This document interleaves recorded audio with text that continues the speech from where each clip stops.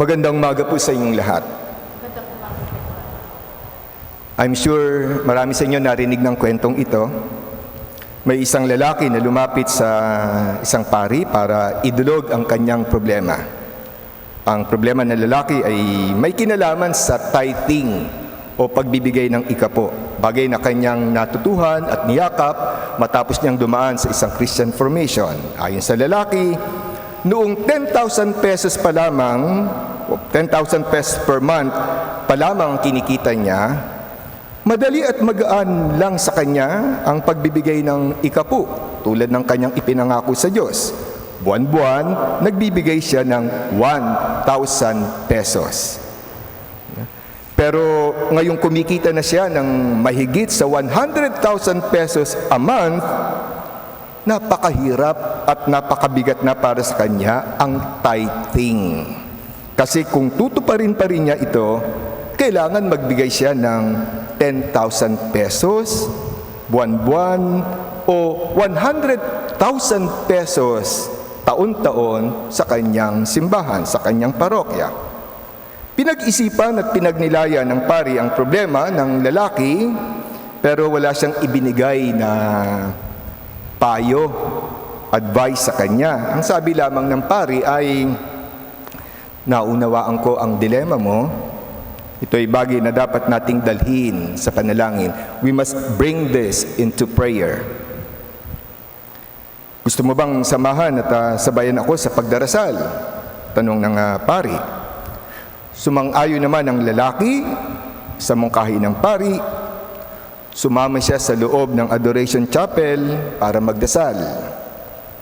Taimtim na nagdasal ang pari. At ang narinig ng lalaki ay ganito: Panginoon, ang kapatid kong ito ay may problema. Kaya ipinapanalangin kong tulungan po ninyo siya. Hindi tulad noong maliit pa lamang ang kanyang kinikita, hirap na hirap po siya ngayon na magbigay ng ikapu ng tithing. Kaya hinihiling ko po ngayon, Panginoon, na ibalik mo na lamang po sa dati ang kanyang kinikita upang maging madali at magaan sa kanya ang pag-ikapu. I need not tell you the reaction of the man. We heard in today's gospel Jesus' command: give to God what belongs to God. Pakiulit nga po. The only conclusion to draw from this commandment is to give ourselves to God completely and to render to God our total commitment, nothing less. Let me go straight to my point. What belongs to God? What do we owe to God? Linawin muna po natin na ang lahat ng inaalay natin sa Diyos ay balik handog natin sa Kanya. Binabalik lamang natin sa Kanya ang talagang para sa Kanya. Kapiranggot na bayad lamang ito sa di mababayarang utang o pagkakautang natin sa Kanya. Hindi ito bribe, hindi ito suhol para makakakuha tayo ng mas malaking pabor sa Diyos. We do not give our gifts to God in order to get something back. We give out of gratitude for what God has already done in our behalf. Our gifts, our balik handog, are our way of recognizing the fact that in the end, everything we have comes from God, and everything we are belongs to God. We are to give to God everything we are, everything we have, everything we do, and everything we aspire to be. Ito po ang pinakadiwa ng spirituality of stewardship ng tinuturo ng ating diocese at ng ating parish at bagay na dapat lamang po nating sinasabuhay. At ito'y very timely message dahil ngayon po ay Stewardship Sunday dito sa ating parokya.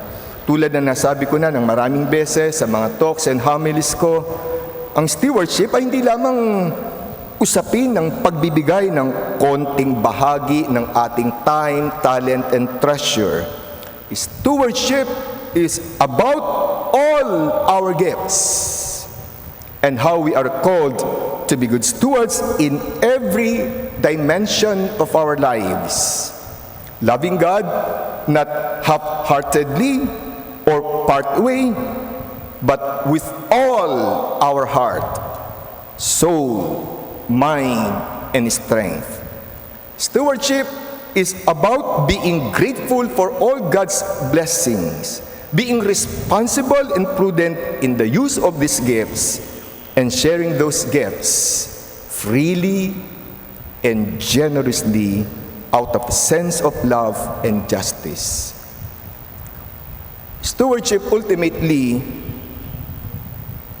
is about making a return to the Lord with increase from all He has given us. Alam ko po na ang pinakaayaw ng mga parokyano o ng mga nagsisimba ay ang tinatawag na money sermon. Madaling ma-turn off at mainis pa nga ang marami kapag nagsimula ng magsalita ang pari tungkol sa pera. Para bang may automatic shutter. Kapag nakarinig na ng pera, magsasara na yan. But, let me tell you this. Hiramin ko yung sinabi ng isang author na si William Bausch. Sabi niya, money is a good barometer for telling how we feel about God. Money is a good measure of our willingness to give to God what belongs to God. Let me say that again. That money is a good measure of our willingness to give to God what belongs to God. Ang pinag-usapan po natin dito ay hindi ang dami o laki ng binibigay natin. God is more interested in our attitude about giving than the amount we give. As someone said, what counts in God's eyes is not the size of the gift, but the size of the giver's gift, of the giver's heart, rather. My dear friends, we are called to be good stewards of God's gifts, precisely by giving to God what belongs to God. Stewardship is the way in which we handle what God has given us. Well, all of us want to be good stewards of God's gift. But again, stewardship means much more than being wise with our money and then donating a few pesos to the parish church. Stewardship involves realizing this fundamental truth. Everything we have comes from God. Stewardship requires that we give to God what is right and not what is left. Dapat na binibigay natin sa Diyos ay yung karapat-dapat at hindi yung tira-tira lamang. Giving our money should not be done out of obligation or guilt. God wants our financial giving to be a natural expression of our gratitude and love for Him and for others. My dear sisters and brothers, my dear parishioners, with God's help, let us always strive to be good stewards of God's gifts. May we always give to God what belongs to God. Let us end by reciting once again St. Ignatius' prayer for generosity. And together, Lord, teach me to be generous. Teach me to serve you as you deserve, to give and not to count the cost, to fight and not to heed the wounds, to toil and not to seek for rest, to labor and not to ask for reward, except to know that I am doing your will. Amen.